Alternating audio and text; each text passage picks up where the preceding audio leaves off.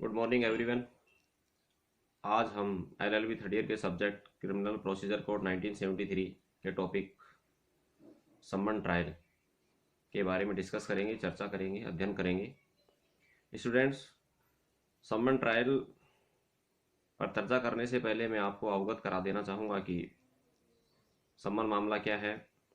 हमने पिछले वीडियो में वारंट ट्रायल और उसकी परिभाषा के बारे में जब डिस्कस किया था तो उसी समय हमने सम्मन मामले के बारे में भी पढ़ा था, अध्ययन किया था।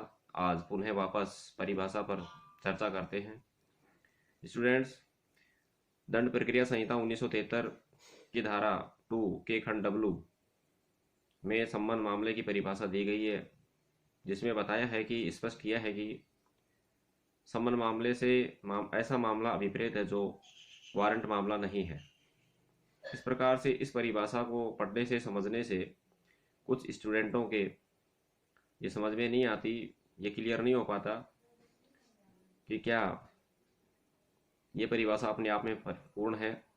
तो इसको हम दूसरे शब्दों में, सरल शब्दों में कहें तो ऐसा मामला जो मृत्यु, आजीवन कारावास या 2 वर्ष से अधिक के कारावास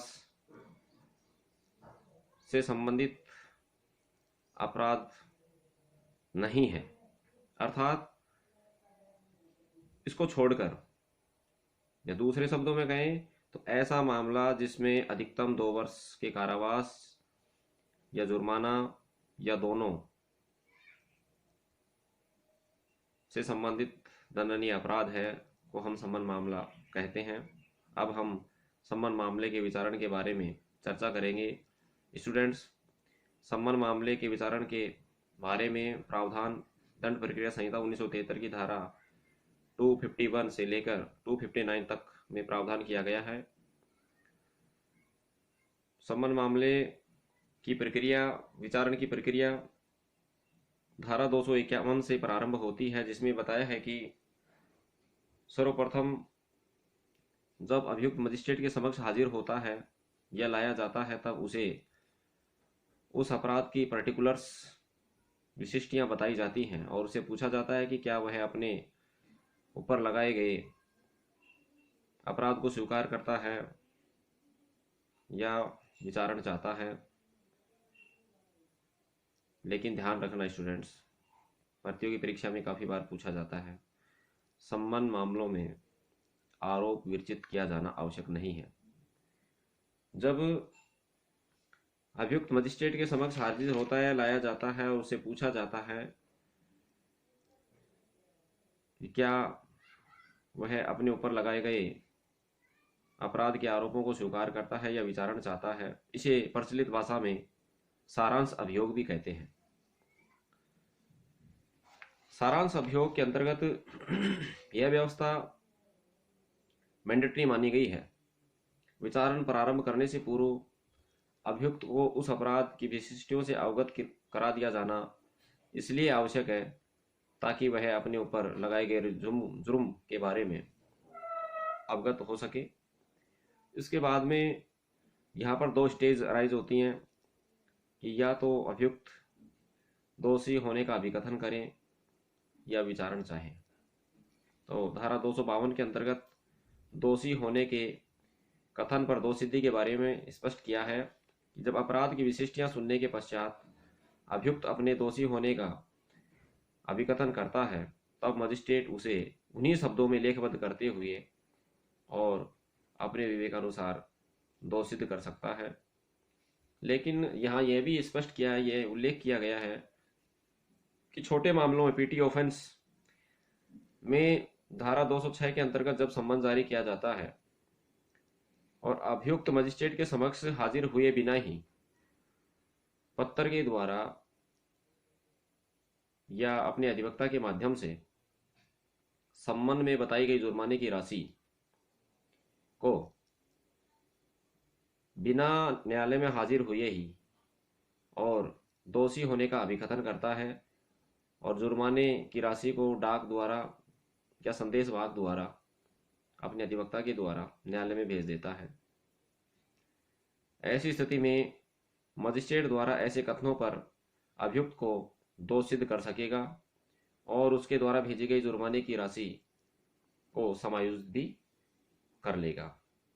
इसके पश्चात साक्ष्य लेखबद्ध किए जाने के बारे में बताया है कि जब अभियुक्त दोषी होने का अभिकथन नहीं करता है, विचारण चाहता है, तब सर्वप्रथम अभियोजन की साक्ष्य और उसके पश्चात प्रतिरक्षा डिफेंस की साक्ष्य लेखबद्ध की जाएगी।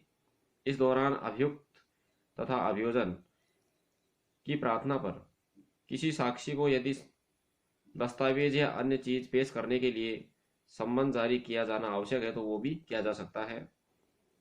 इसके पश्चात स्टूडेंट्स, यहाँ पर ऐसा सम्मन जारी करने से पहले न्यायालय उनसे खर्चे के बारे में जो भी व्यय है वह जमा करवाने के लिए भी निर्देश देगा। इसके पश्चात दोष सिद्धि या दोष मुक्ति के निर्णय की बात आती है।